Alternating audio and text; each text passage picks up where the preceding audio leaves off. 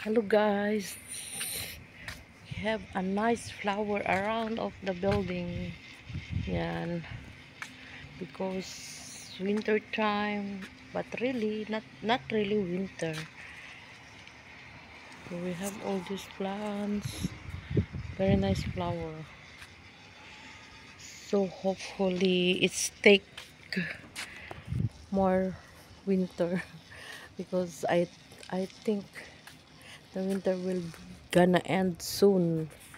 So hopefully I need more time for the winter because my situation is very, I feel very bad for the hot sun. So better if winter. That's it for today guys. Nice flower. Bye bye. And guys, ang gaganda ng flowers kasi winter pa. Hindi naman winter na winter guys, pero parang nagpapalit na ang klima. And guys, ang ganda ng mga flowers. Fresh na fresh.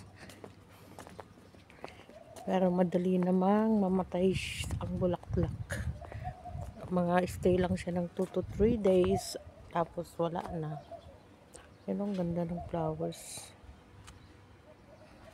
Yan.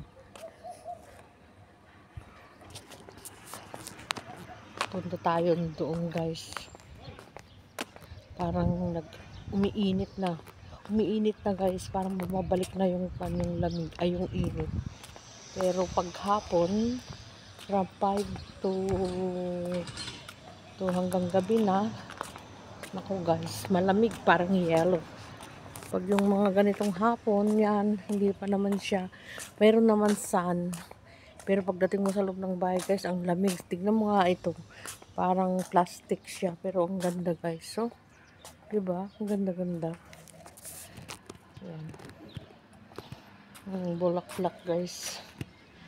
Nakaka-inspire. Meron din akong tanim guys na ganyan, pero iisa, wala kasi akong lupa. Nakakuha sana ako guys ng lupa, maganda sana, para gumanda sana yung kanya, yung puno.